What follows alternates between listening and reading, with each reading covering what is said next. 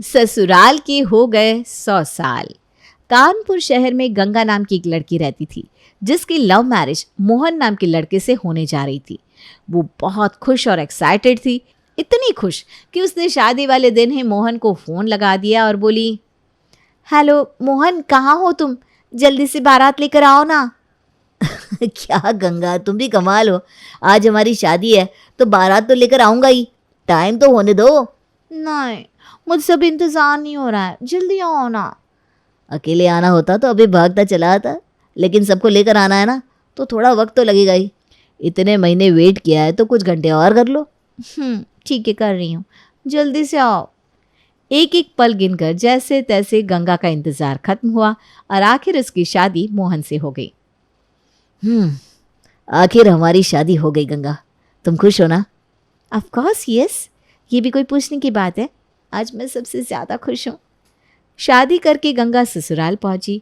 उसकी ससुराल में उसके साथ रहने वाले लोगों में उसकी सास मीरा, ससुर चंपकलाल, 2 जेठ मंगल और उत्कर्ष और उनकी पत्नियां यमुना और सरस्वती थी। जब गंगा पहली बार घर के बड़े बुजुर्गों के सामने आई तो उसका ससुर चंपकलाल बोला, अरे राम राम राम, अरे मेरा ये बहू बिना घूंघट के हमारे सामने आ गई।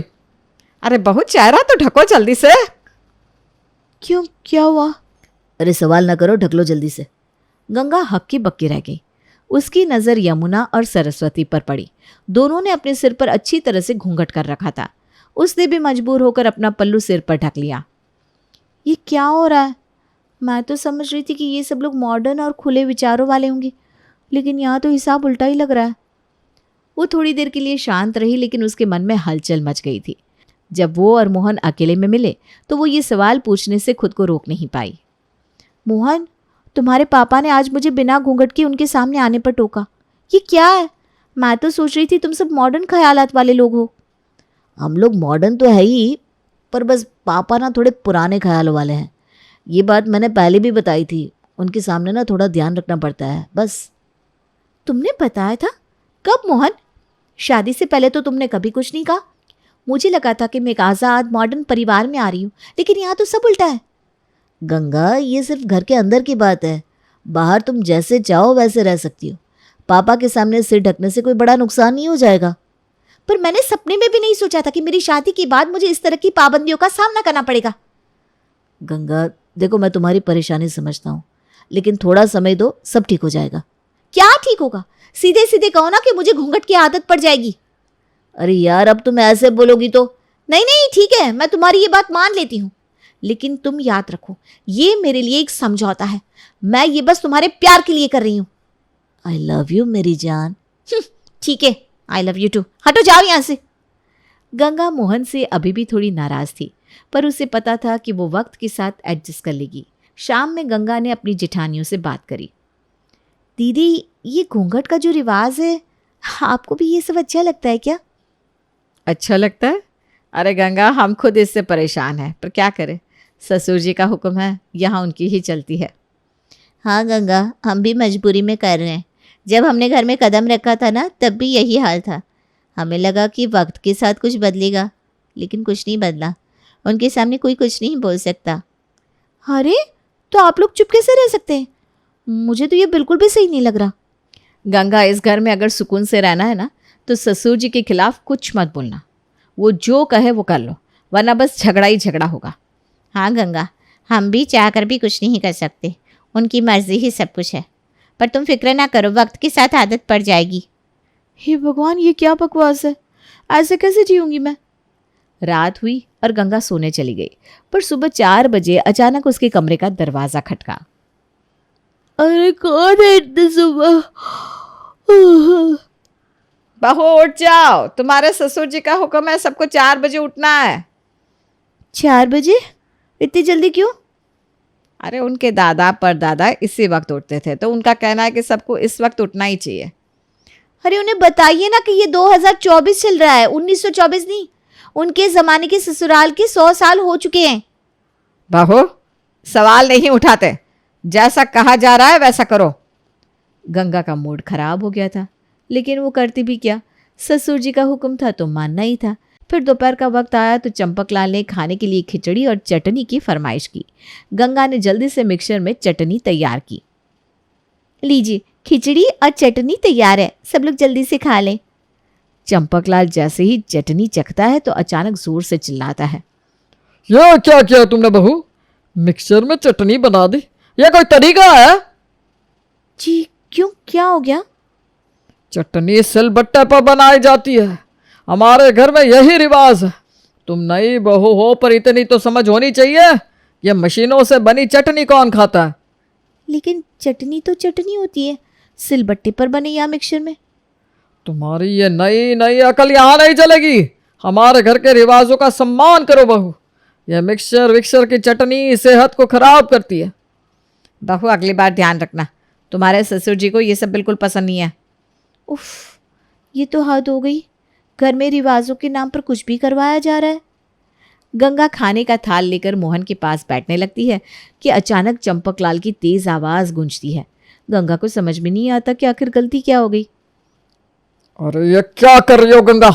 औरतें मर्दों के साथ बैठकर खाना नहीं खाती, पहले मर्द खाना खाते हैं फिर औरतें। अरे लेकिन मैं तो बस अपने पति के साथ खाना खा रही थी, इसमें गलत क्या है? गलत? मर्दों के साथ बैठकर खाना खाना गलत है? हमारे घर में कभी ऐसा नहीं हुआ और ना ही होगा। औरतें मर्दों के बाद ही खाती हैं, और यह बात तो साफ है कि मर्द और औरत एक साथ कभी नहीं बैठ सकते, समझी? ठीक है पापा जी। पापा जी नहीं, बाबूजी। तुम अपने मायके से कुछ भी सीख कर नहीं आई। गंगा एक पल के लिए सन्न रह जाती है और मोहन की ओर देखती है। उम्मीद करती है कि वो कुछ कहेगा, लेकिन वो तो चुप रहता है। अब कुछ बोल क्यों नहीं रहे? ये गलत है, मैं आपकी पत्नी हूँ, साथ में खाना खाना गलत कैसे हो सकता है? गंगा, मैं कुछ नहीं कर सकता, ये घर के रिवाज है और बाबूजी के आगे मैं कुछ नहीं कह सकता। मीरा, अपनी नई बहू को समझाओ कि हर बात में सवाल ना किया करे, जैसा कहा जाए वैसा मान ले। जी मैं समझा दूंगी। गंगा की आंखों में निराशा साफ झलक रही थी। वो मजबूरन चुपचाप उठकर अपनी थाली एक तरफ रख देती है और इंतजार करती है कि मर्द पहले खा ले।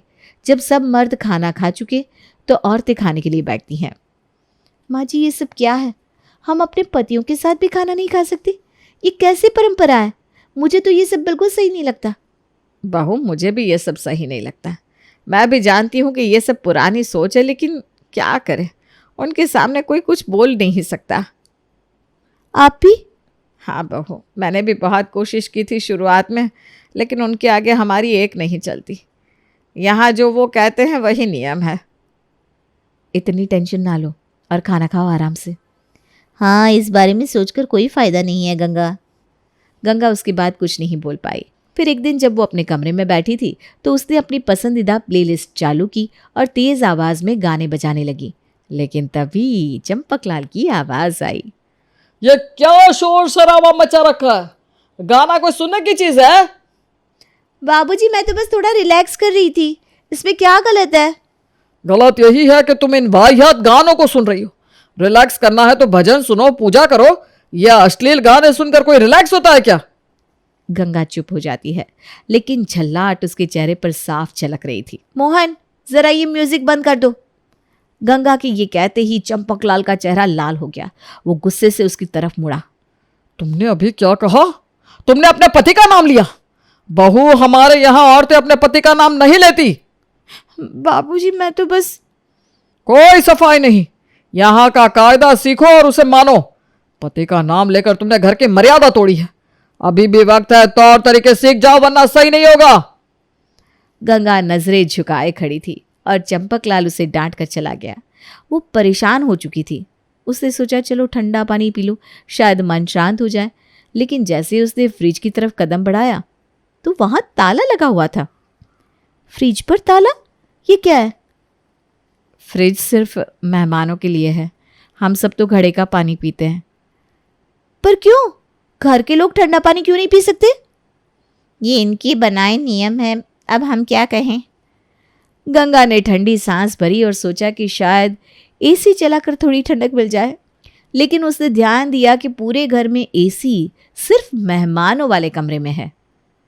अब एसी से क्या दिक्कत है? ये कहते हैं कि खिड़कियां और दरवाजे खुले रखो, अगर गर्मी लगे तो खुले आसमान के नीचे लेट जाओ। यही उनके पुरखों की सेहत का राज था और हमें भी यही करना चाहिए। खुले आसमान के नीचे? ये घर है या किसी तपस्वी का आश्रम? ये तो तुम्हारे ससुर जी ही बता सकते हैं। इस घर के अजीबो गरीब नियमों ने उसकी हर छोटी छोटी खुशी को छीन लिया था। उसे समझ में नहीं आ रहा था कि वो इन नियमों के बीच अपनी जिंदगी कैसे जिएगी। तभी एक दिन मीरा की तबीयत अचानक खराब हो गई। मोहन ने डॉक्टर को बुलाया। जांच करने के बाद डॉक्टर ने उसे सलाह दी। देखिए मीरा जी, आपकी तबीयत का सबसे बड़ा कारण आपका बढ़ा हुआ वजन है। आपको जल्द से जल्द वजन कम करना होगा। वजन?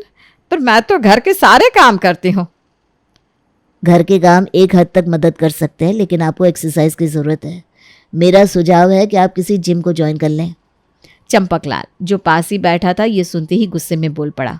जिम जहाँ लोग अधनंगे होकर जाते हैं, छे छे छे, मेरे घर की औरतें वहाँ नहीं जाएंगी। इनके लिए घर के काम ही एक्सरसाइज है।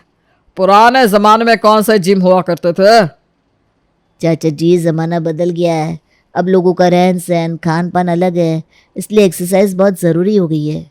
बदल गया होगा ज़माना, लेकिन हमारे घर की परंपराएं नहीं बदलेंगी। यहाँ घर की औरतें घर के काम करके ही फिट रहती है। ये सब पैसे कमाने के तरीके हैं और कुछ नहीं। गंगा भी खड़ी ये सब देख रही थी, पर उसे पता था कि वो इस बीच कुछ नहीं बोल सकती। तभी उसकी नज़र यमुना और सरस्वती पर पड़ी, जो एक कोने में बैठी रो रही थी। गंगा उनके पास गई। अरे यमुना दीदी, सरस्वती दीदी, क्या हुआ? आप दोनों रो क्यों रही हो? अरे गंगा, क्या बताएं, हम यहाँ फिट होने का दिखावा करते हैं, लेकिन अंदर से हम बहुत परेशान हैं। परेशान? किस बात से परेशान? अब तुम्हें क्या बताऊं गंगा, मुझे नौकरी करनी थी। पढ़ाई में मैंने हमेशा अच्छे नंबर लाए, लेकिन यहाँ बाबूजी ने मना कर दिया। उनका कहना था कि हमारी बहुओं को बाहर काम करने की ज़रूरत नहीं है, घर का काम ही उनका फ़र्ज़ है। मैं चाह कर भी नौकरी नहीं कर पाई। मुझे ये सुनकर बिल्कुल भी हैरानी नहीं हो रही, क्योंकि ऐसा इंसान सपने में भी अपने घर की औरत को जॉब नहीं करने दे सकता। पर सरस्वती दीदी, आप क्यों रो रही हैं? मुझे और मेरे पति को शादी के बाद हनीमून पर जाना था। हमने सब प्लान कर लिया था, लेकिन बाबूजी ने कह दिया कि हमारे यहाँ लोग हनीमून पर नहीं जाते, ये हमारी परंपरा नहीं है। हनीमून भी परंपरा में शामिल नहीं? वाह वाह, क्या सैर सपाटा करना भी पाप है? मेरे तो कुछ समझ में नहीं आता। ये सब सुनकर गंगा का गुस्सा 7वें आसमान पर पहुंच गया। देखो, अगर हमें उनकी सोच बदलवानी है तो हमें उन्हीं के तरीके इस्तेमाल करने होंगे। हम उनके हर नियम को उनके ही खिलाफ इस्तेमाल करेंगे। पर वो कैसे? सबसे पहले हम घर के सारे मोबाइल छिपा देते हैं। मोबाइल? लेकिन क्यों? क्योंकि बाबूजी को पुरानी चीज़ें पसंद है ना, तो हम भी वही करेंगे। हम कहेंगे कि मोबाइल से रेडिएशन निकलता है जिससे सेहत खराब होती है। ये सही आइडिया है। तीनों ने घर के बाकी लोगों को ये प्लान बताया और फिर सारे मोबाइल छिपा दिए।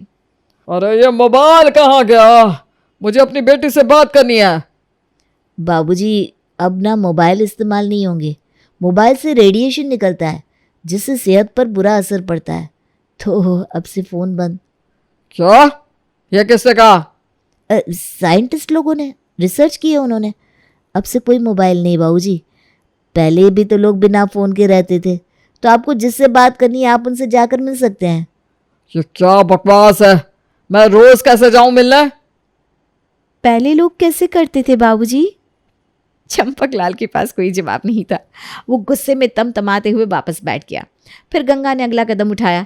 घर में गैस का इस्तेमाल बंद कर दिया और सभी को चूल्हे पर खाना बनाने का फरमान सुना दिया। अरे ये क्या है? खाना इतनी देर से क्यों बन रहा है? अब से गैस का इस्तेमाल बंद है ना बाबूजी, हम चूल्हे पर खाना बनाएंगे। क्यों? क्योंकि चूल्हे पर बना खाना ज़्यादा हेल्दी होता है बाबूजी।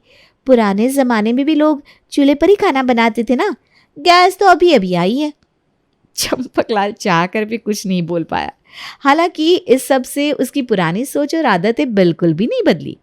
वो लोग थक चुके थे, पर फिर मोहन ने फैसला किया कि अब उसे कुछ ऐसा करना होगा जो चंपकलाल को झकझोर के रख दे। उसने सीढ़ियों से गिरने का नाटक किया। वो दर्द में कराहते हुए ज़मीन पर गिर पड़ा, जैसे उसका पैर टूट गया हो। अरे मेरे पैर में बहुत दर्द हो रहा है, कोई उठाओ मुझे, आइए। अरे बाप रे, जल्दी से इसे अस्पताल लेकर जाओ। इसके दोनों भाई भी घर पर नहीं है। बहू, तुम लोग मदद करो। हम कैसे मदद कर सकते हैं बाबूजी, हम तो औरतें हैं, घर की काम संभालते हैं। अस्पताल जाना, कार चलाना, ये तो मर्दों का काम है। जी बाबूजी, हमें माफ़ कीजिए, हम तो सिर्फ घर का काम कर सकते हैं, बाहर का नहीं। हाँ बाबूजी, हम क्या करेंगे, हमारी जगह तो रसोई में है ना। चंपकलाल हक्का पक्का रह गया। वो गुस्से से चिल्लाने लगा, लेकिन बहुएं अड़िग थीं। वो एक कदम भी आगे बढ़ाने को तैयार नहीं थी। तभी मोहन के दोनों भाई घर आ गए। तुम लोग इसे जल्दी से अस्पताल लेकर जाओ। ठीक है बाबूजी। मंगल, जल्दी से टांगा बुला। टांगे में? अरे पागल हो गए हो क्या? इतनी तकलीफ में इसे टांगे में कैसे ले जा सकते हो? मीरा, इन लोगों को समझाओ ना। अरे पर ठीक ही तो कह रहे हैं ये लोग। हाँ, क्योंकि कार से प्रदूषण होता है बाबूजी। पहले भी तो लोग टांगे से ही अस्पताल जाते थे, जब कार नहीं थी तभी लोग ठीक हो जाते थे। चंपकलाल का चेहरा गुस्से से लाल हो गया, लेकिन वो कुछ नहीं कह सका। जैसे तैसे मोहन को टांगे में डालकर अस्पताल पहुंचाया गया। अस्पताल पहुंचने पर डॉक्टर ने चंपकलाल को बताया कि इनका ऑपरेशन करना पड़ेगा, पैर की हालत ठीक नहीं है। ऑपरेशन की क्या ज़रूरत है? पहले के ज़माने में कहाँ ऑपरेशन होते थे? बस मरहम पट्टी कर दो डॉक्टर साहब। चंपकलाल की आंखें फटी की फटी रह गई। वो घबराहट से इधर उधर देखने लगा।